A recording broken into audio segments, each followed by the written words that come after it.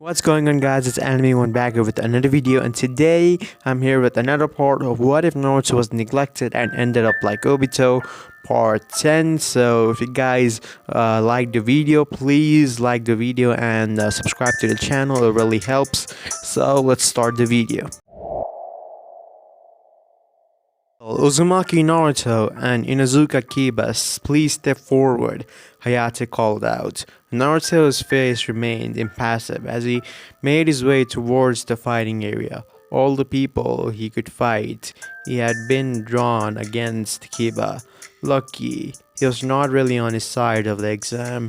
He reached the fighting arena and crossed his arms on his chest. He looked straight at Kiba's eyes with an impassive gaze. Kiba, on the other hand, was grinning. He felt confident in his abilities.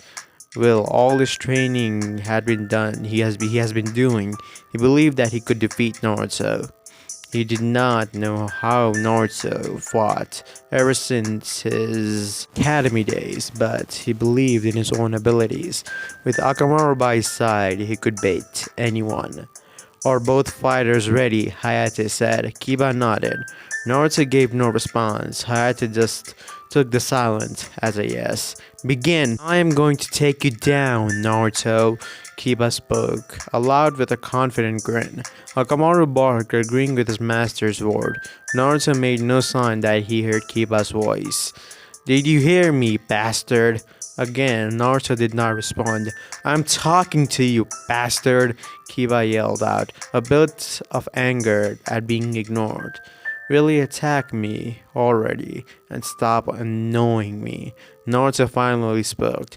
Kiba grinned. Let's do this, Akamaru, he said, as his dog partner, Akamaru, barked in acknowledgement of Kiba's word.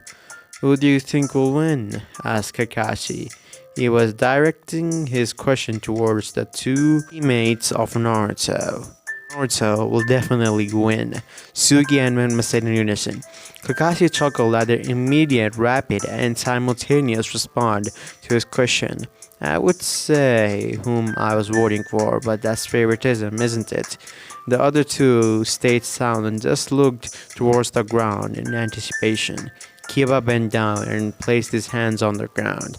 Akamaru jumped in front of him and turned into a clone of Kiba.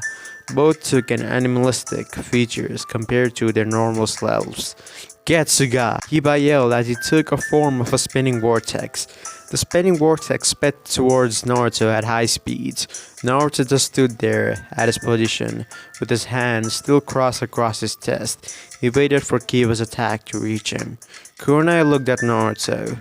What is he thinking, standing there like that? If he gets hit by that, the match is over. She thought to herself, wondering why Naruto was not even trying to dodge Kiba's attack. She knew Kiba's offensive attack was powerful and could cause a lot of damage if it hit. It was almost impossible to block. The only way she had been able to escape the attack was if she dodged. She had never attempted to block the attack. The spinning vortex reached Naruto, and when it looked like it was about to hit him, it missed. Kiba hit the ground and continued to spin furiously as it dug a hole into the solid ground. The Getsuga came out again from the ground and charged at Naruto. It missed him again. The same sequence continued for several times.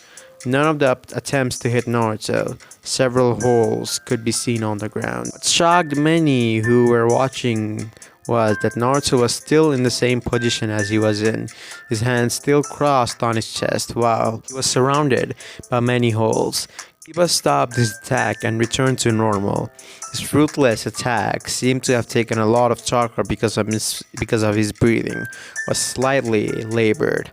Stay still, you bastard, so I can hit you, he yelled in frustration. He tried the Getsuga again, but the results were the same. Naruto looked at the genin. Is that all you can do? He said. How disappointing. Hands dropped from his chest. He blurred out of sight. He appeared in front of Kiba and kicked the genin on the waist, sending him flying, crashing towards the wall. Akamaru jumped away up and did not fly away with Kiba. Cracks appeared on the wall where Kiba had hit. Akamaru barked as he charged at Naruto, looking to bite him. Naruto caught the small puppy in his hands. He hit his head, knocking it out cold. Get your hands off Akamaru, Kiba yelled, while charging at Naruto blindly. Naruto turned to face the Genin. Kiba attempted to punch Naruto in the face, but Naruto caught his hand and squeezed it. Ugh! Kiba cried out as Naruto was crushing his hand. Naruto kneed Kiba on the gut, let go of Kiba's hand and punched him with his left hand. His right hand followed with another powerful punch to the temple that sent Kiba flying towards him. Naruto blurred away and caught Kiba's leg while he was still flying. He slammed again into the ground, creating debris. Naruto did not wait for the debris to clear. He gripped Kiba's bleeding face and lifted the Genin. He imparted the Genin with a powerful punch to his guts. Kiba coughed out blood because of the powerful punch. Naruto threw Kiba into the air. When Kiba was coming down towards him, he spun around and kicked Kiba's body. Kick sent Kiba crashing towards the wall. Kiba's body partially destroyed the wall. His bleeding body laid broken on the ground. He had lost consciousness. How brutal, some of the Genins thought, watching the fight. The only person who smiled was Gaara. Naruto stood still, waiting for Hayate to call the match. Hayate stepped forward. Kiba Inuzuka is unable to fight. The winner, Naruto Uzumaki, he announced. Naruto walked away as the medics rushed at Kiba to take him away to heal him. When he arrived at the balcony, he found Kurenai waiting for him. Kurenai stared at Naruto with a bit of anger in her eyes. She was angry at Naruto with the way he treated her students. She believed that he could have ended the match much more harmlessly. Naruto walked past the woman without sparing her a glance. Kurenai grabbed his hand and held it firmly. She pulled him back in front of her, and Naruto did not resist. Kurenai glared at him. Was it all necessary to beat him like that? She said. Yes, Naruto said coldly. Kurenai gritted her teeth in anger. She could not believe that he had just given her that kind of answer. Her hold on Naruto's hand tightened to an extreme. A touch of her shoulder stopped her from doing something to Naruto. She looked around to see Kakashi giving her one of his signature eye smiles. Let go, Kurenai, he said with a smile. You're causing a scene. Kurenai looked around to see and saw people. Everyone was looking at them. She calmed herself down and let go of Naruto's hand and returned to Hinata's side. Kakashi smiled at Naruto. You should take it easy on your fellow Genins, Naruto. Naruto shrugged and walked right past the Jonin. He did not take the fight easy. Taking it easy against the Genins would only give them confidence to continue fighting. With confidence, the fight would drag out more than he would like. He did not enjoy dragging out the fight than it needed to be. He found it annoying. It was why he chose to end it quickly and brutally. Kakashi disappeared and appeared with Suki right beside him. We need to seal that mess, Mark. Come with me, Suki sighed, nodding her head in understanding. They walked off. Once they disappeared, Naruto sighed, looking up towards the ceiling. Can't believe I have to do this, Naruto muttered, also disappearing from the area in complete silence. Kakashi brought Suki to an empty and secluded area that had stone pillars surrounding it. Suki saw a ceiling array already pre-made before they had gotten there. How are we going to seal the mark? Asked Suki, pointing right towards the curse mark that was imprinted right on her shoulder.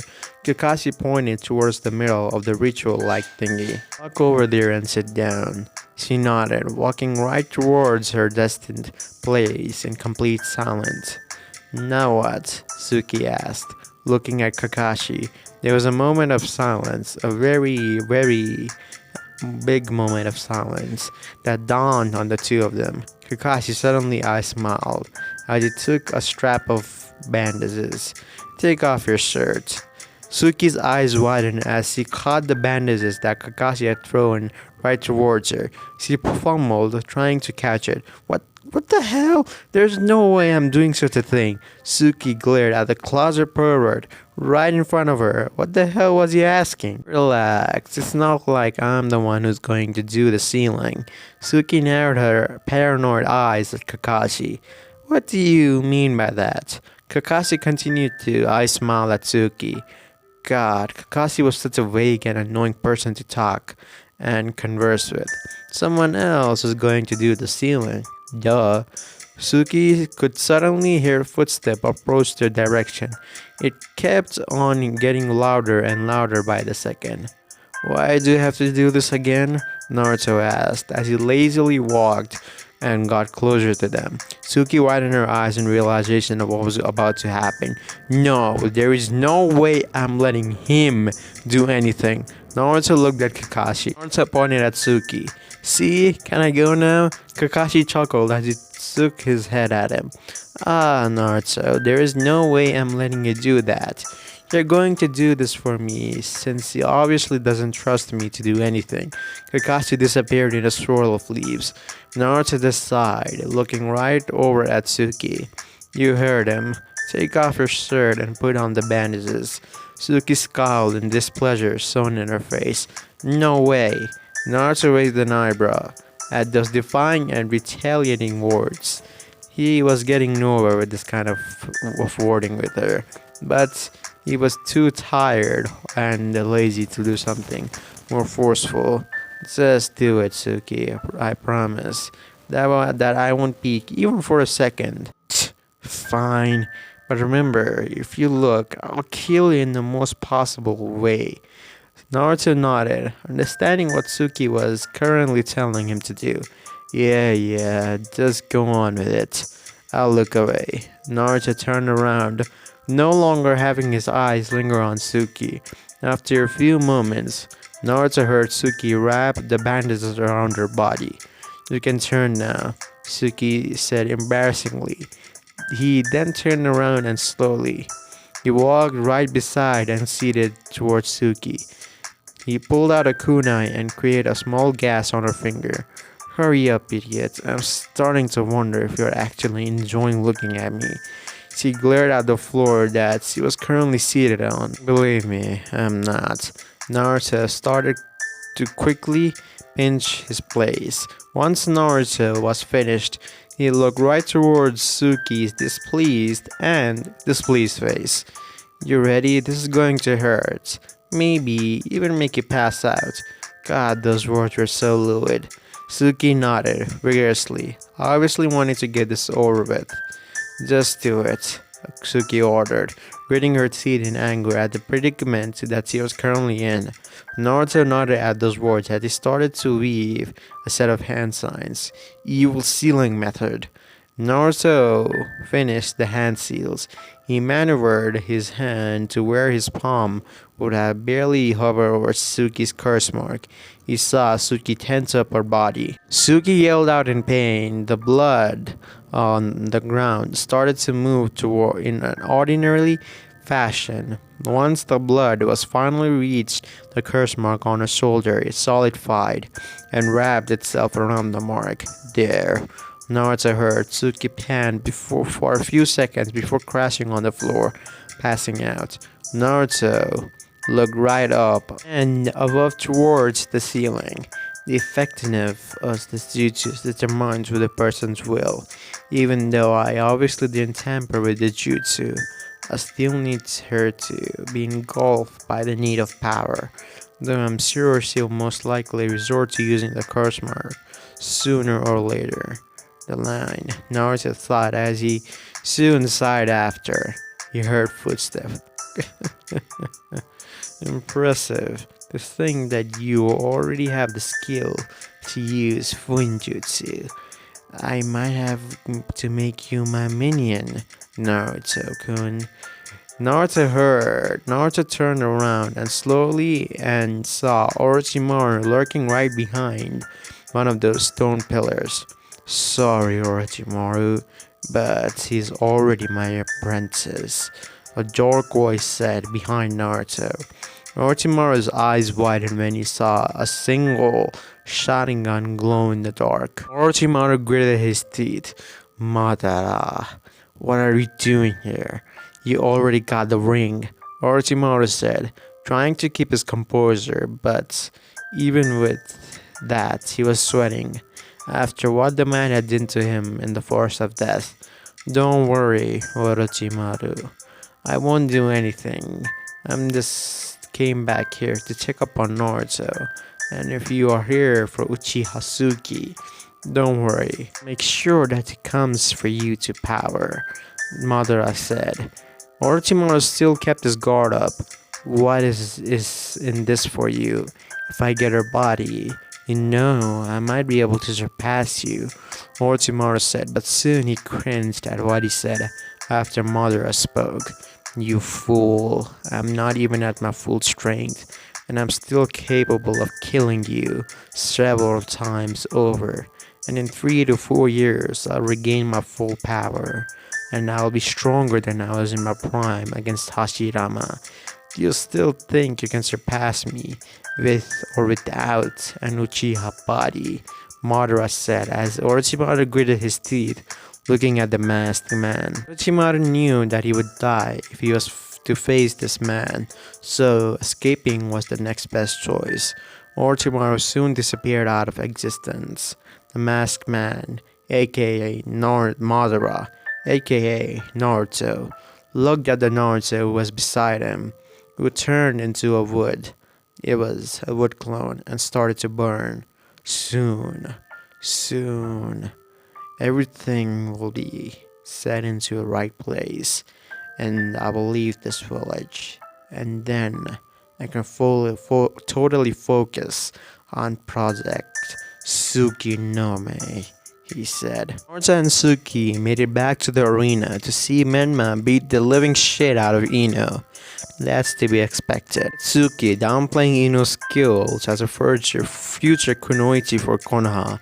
Naruto just raised an eyebrow and shrugged in response. Kakashi's eyes smiled at Naruto. Well, how broad of a mindset you have here, praised Kakashi. That sounds like sarcasm, said Suki, giving Kakashi a weirded outlook. Naruto had to agree. Kakashi definitely sounded very sarcastic with that remark. Over the course of the rounds, Naruto observed a lot of people battle it out. Even though a lot of them battled, none of them piqued his interest in particular. Now, the final and the last match of the preliminary rounds that were currently being held at this exact moment in time, and coincidentally, its round was getting interested. Rock Lee versus Gaara of the Sand, Naruto thought, looking at the two participants that were making their way towards the arena.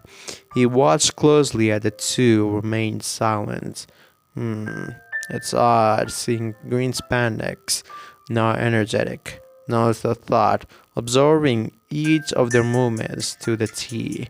This will indeed be a fascinating battle that he can use for future purposes. Naruto looked to the side and Sasuke just fascinated and interested. He looked back towards the battle that was about to start. Yate went towards the center. Begin! He jumped back, avoiding the abundance of sand that was unleashed from Gaara's gourd. 15 minutes later, I win, he said, directing his right towards the single person who was almost defeated him with just a few moments ago. Some sand around him started to move. The sand then slithered its way right towards Lee, quickened its pace a considerable amount.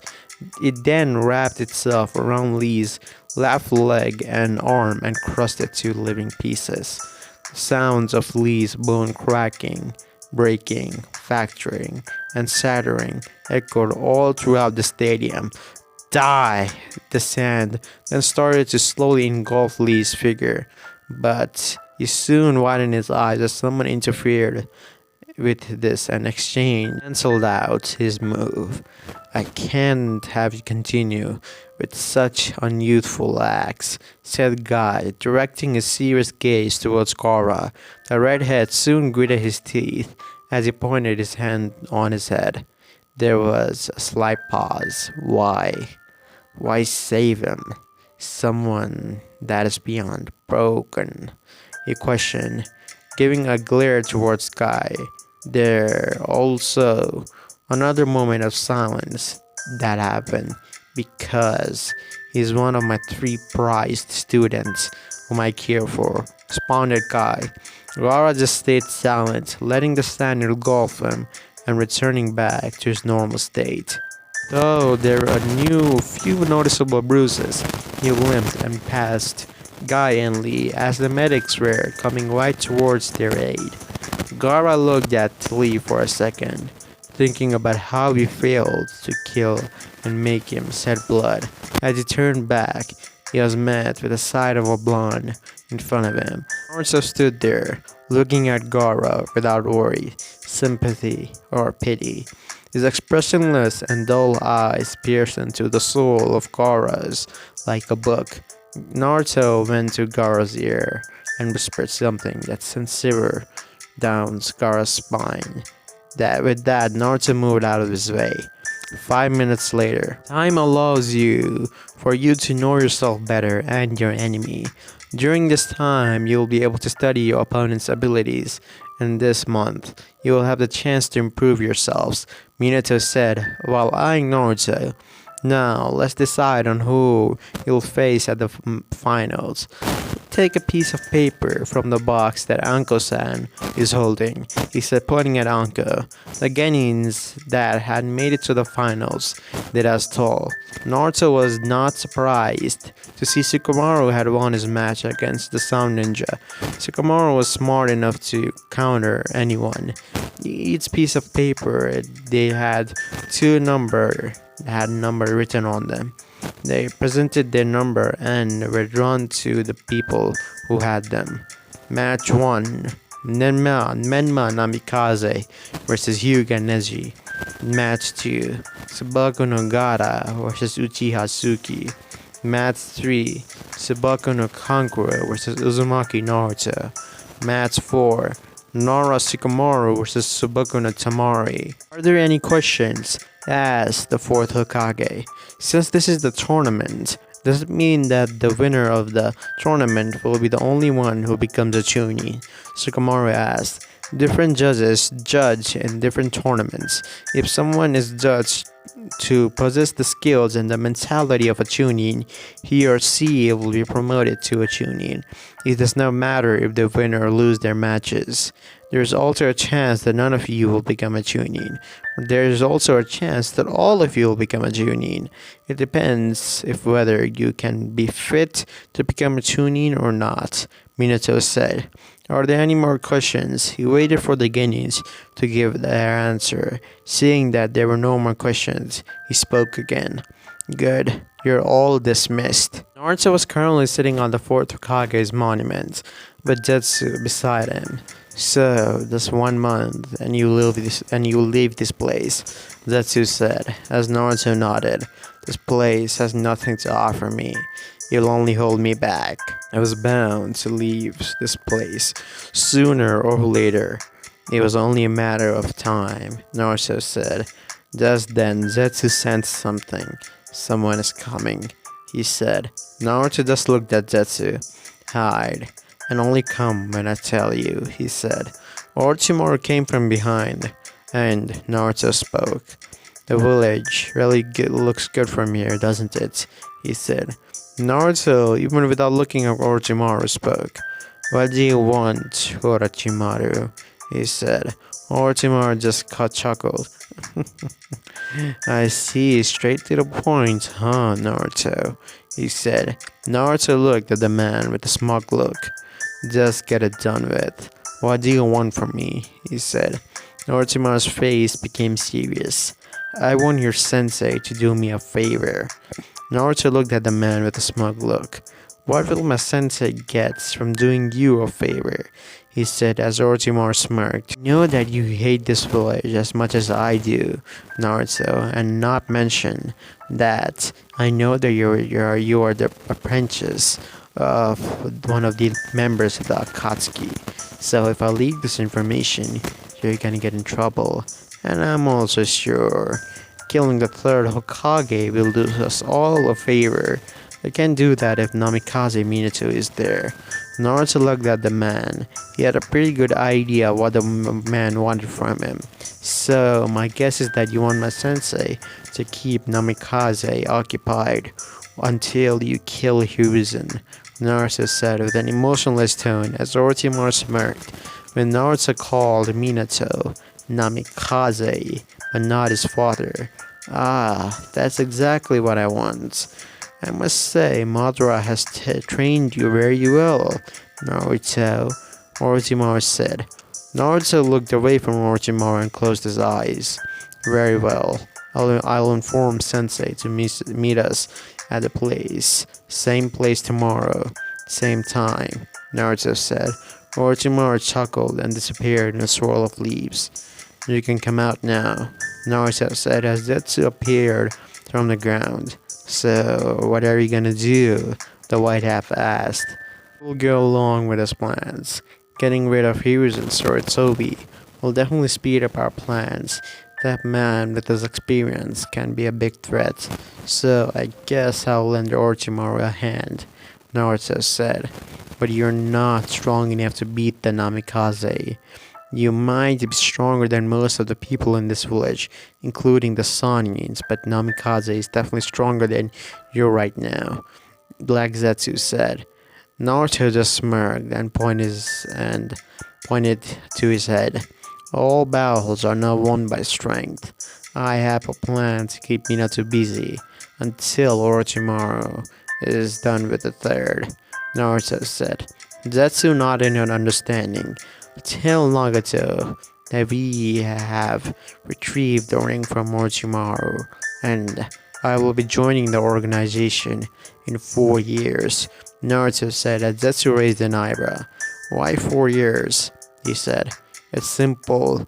You said it yourself, that in my current strength, I can beat Minato.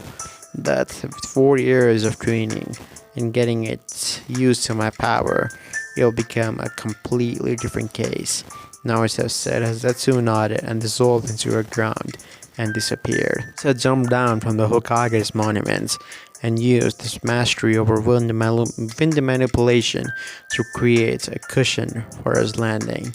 His plans were not going to be stopped. Project Tsukinome was going to take place, and nothing was going to stop him from doing that.